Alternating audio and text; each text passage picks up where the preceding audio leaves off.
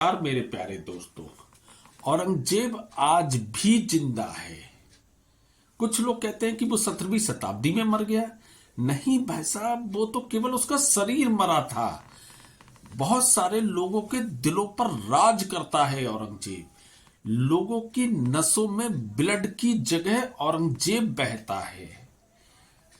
ऐसा कैसे होता है, इसको जानने के लिए हमें इतिहास की तरफ लौटना होगा, क्योंकि हम अपने इतिहास को सही से जानते ही नहीं है। हमारे इतिहास में हम मुगलों का इतना महिमा मंडन किया गया, इतना महिमा मंडन किया गया।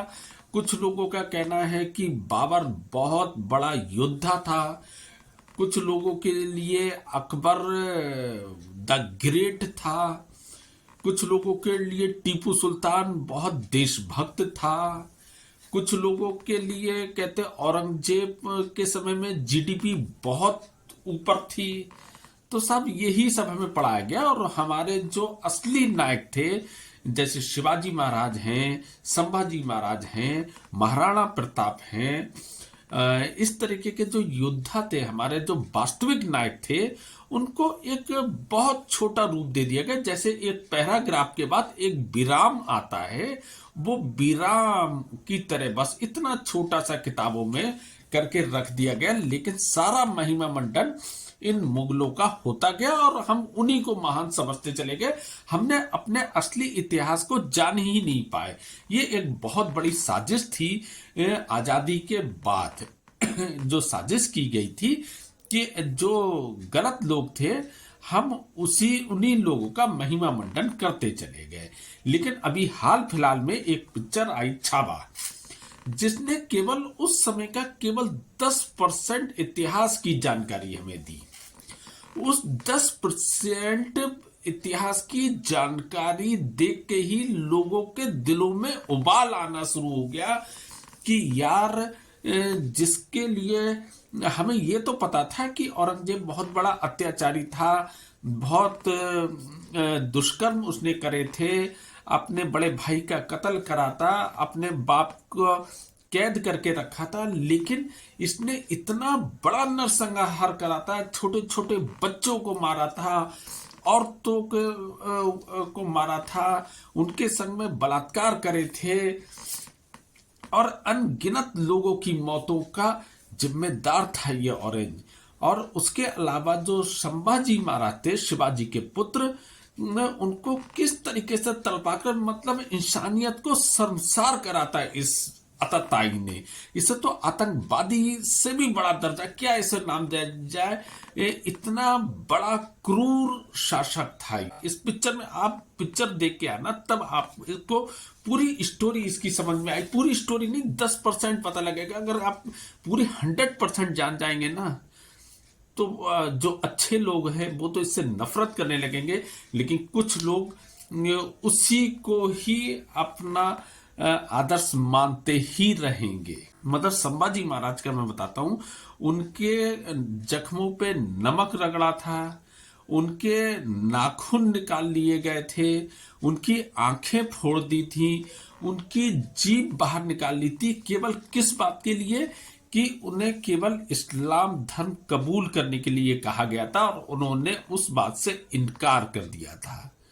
भाई, जुल्म की कोई सीमा होती है। आपका अपना धर्म है, उनका अपना धर्म है, वो अपने हिसाब से पूजा पाठ करते हैं, आप अपने हिसाब से पूजा पाठ करो। कौन आपको रोक रहा है? और आपके धर्म स्वीकार कर लेने से क्या हो जाएगा?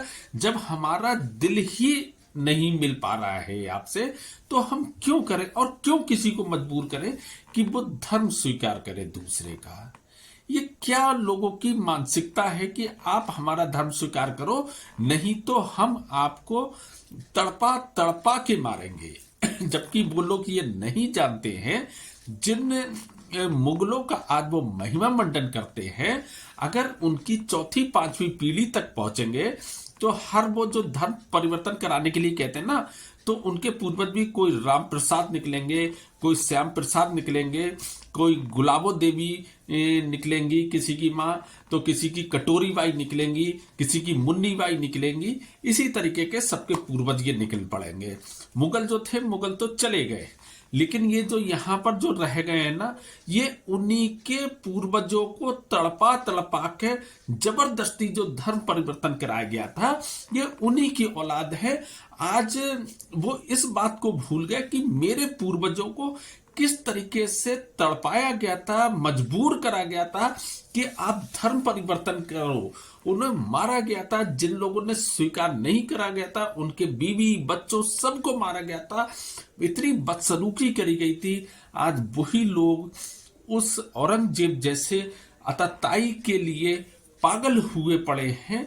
भाई अगर किसी संगठन ने केवल इस बात के लिए प्रदर्शन करा था कि उस आतताई की, कोई अच्छे व्यक्ति के लिए नहीं, उस आतंकवादी, उस क्रूर शासक की हमारे देश में मजार नहीं होना चाहिए, ये वास्तव में नहीं होना चाहिए। एक सभ्य व्यक्ति, एक पढ़ा लिखा व्यक्ति, एक बुद्धिजीवी व्यक्ति, हर व्यक्ति यही कहेगा कि ऐसे क्रूर शासक की कोई निशानी हमारे देश में नहीं होना चाहिए।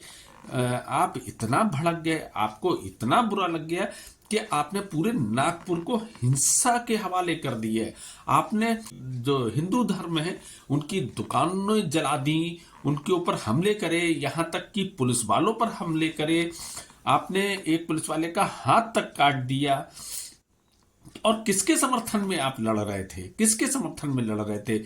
उस क्रूर शासक के समर्थन में लड़ रहे थे जिसने अपने बड़े भाई दारा शिकोह की गर्दन काट दी थी, जिसने अपने पिताजी को कैद कर लिया था, और उसने शाहजहां को कैद कर लिया था, और शाहजहां को सही से खाने पीने का वस्तु भी नहीं देता था। इतना क्रूर शासक था। और यहां तक कि उसने अपनी सगी बेटी तक को मरवा दिया था, ऊपर से छत से गिरा के, क्योंकि उसे ये पता लगा था कि उसका किसी के साथ प्रेम प्रसंग चल रहा है। तो ऐसे क्रूर शासक का आप लोग साथ देने खड़े हो गए, उसके लिए आप लड़ने लगे, उसकी कब्र ना तोड़ी जाए केवल इस बात के लिए।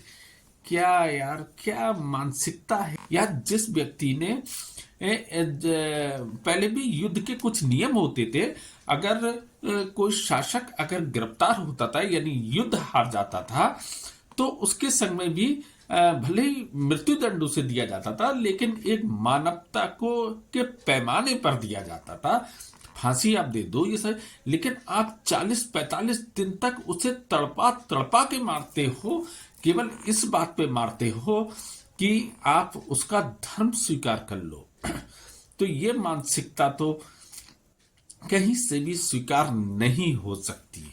यही एक ऐसा देश है जहां आप लोग सबसे ज्यादा सुरक्षित ढंग से रह रहे हो। जितनी भी, वरना आप दुनिया भर के जितने भी आप देश देखोगे, जो बहुसंख्यक लोग होते हैं उनको ज्यादा अधिकार प्राप्त होते हैं अल्पसंख्यक के मुकाबले। लेकिन हमारा अकेला ऐसा देश है, यानी भारतवर्ष अकेला ऐसा देश है जहां पर अल्पसंख्यक को बहुसंख्यक से ज्यादा अधिकार प्राप्त हैं। मतलब कोई सी भी अगर गवर्नमेंट की स्कीम आती है, चाहे वो प्रधानमंत्री आवासीय योजना हो, चाहे वो उज्ज्वला योजना हो, चाहे वो आयुष्मान योजना हो, किसी भी तरीके की कोई स्कीम आती है तो बराबर की भागीदारी होती है लोगों की। 1% भी उसमें भेदभाव नहीं किया जाता। उसके बाद आप इस तरीके के कृत्य करते हो। हालांकि अब एक नई रिपोर्ट आ रही है, जो नागपुर में हिंसा हुई है उसमें बांग्लादेश का कनेक्शन निकला है। यानी बांग्लादेश से ये साजिश के तार बुने गए थे, उसमें वो लोग शामिल थे, और उसके बाद आप लोगों ने उन बांग्लादेशियों के साथ में मिलकर इतनी बड़ी हिंसा को अंजाम दिया। तो क्या आप चाहते हो? आपका देश कौन सा है? आपका देश हिंदुस्तान है या बांग्लादेश है? वो बांग्लादेश जो पूरी तरीके से अस्थिर हो रखा है, वो बांग्लादेश जो अपने देश की प्रधानमंत्री को आज भी मारना चाहता है, यानी शेख हसीना को, उन लोगों के संग में आप खड़े हो गए हो, उन पाकिस्तानियों के संग में आप खड़े हो जाते हो, उन सीरिया के लोगों के संग में खड़े हो जाते हो, उस आईएसआईएस के संग में आप लोग खड़े हो जाते हो। आखिर ऐसा क्यों करते हो? आखिर आपको पता है कि जिस दिन ये पूरा देश लोकतांत्रिक नहीं रहेगा, या अगर हिंदू इसमें से मान लीजिए खत्म हो जाता है, आप क्या तब सुरक्षित रह पाएंगे? क्या सीरिया में कोई हिंदू है? क्या वहां पर लोग सुरक्षित हैं? क्या इराक में कोई हिंदू है?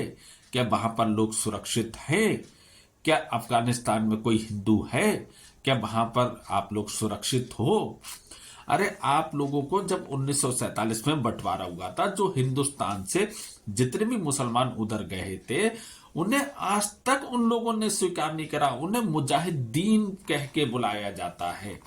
तो 75 साल के बाद वो आपको आज तक स्वीकार नहीं कर पाए, तो आप ये कैसे उम्मीद लगाते हो कि जिनकी आप मदद लेते हो, जिनके लिए आप अपने दिल के दरवाजे खोल देते हो, वो आपको स्वीकार कर लेंगे? अरे नहीं जी, केवल आपका उपयोग करेंगे, आपको स्वीकार नहीं करेंगे। आपको वो मानते ही नहीं है कि आप इस धर्म के हो भी।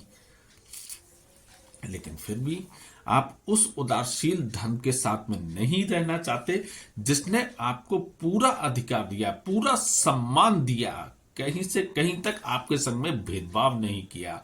उसके बाद भी आप उनके नहीं हो पा रहे हो। अरे आपके पूर्वजों के संग में जिन मुगलों ने अत्याचार करा था, अरे उस समय तो आपकी मजबूरी थी, उस समय तो आपको अपनी जान बचाना थी, इस वजह से आपको धर्म स्वीकार करना पड़ गया। लेकिन आज आप भी जानते हो, अगर आपका डीएनए चेक कराया जाए, तो मैं जैसे पहले मैंने अभी कहा कि चौथी पांचवी पीढ़ी आपकी भी रामदास, श्यामदास, कटोरी देवी, मुन्नी देवी, यही सब निकलेंगे। तो अगर आप बुद्धिमान हो तो फिर से देखो, फिर कुछ करके। अब आपके ऊपर तो कोई भी प्रेशर नहीं है। फिलहाल मैं इसी तरीके के वीडियो बनाता हूँ, जो सही होता है वो ही व्यक्त करता हूँ। बाकी आप जैसा चाहें, जैसा आपको लगे वैसा आप समझें। बाकी फिर मिलते हैं नेक्स्ट सैटरडे को। तब तक के लिए जय श्री राम।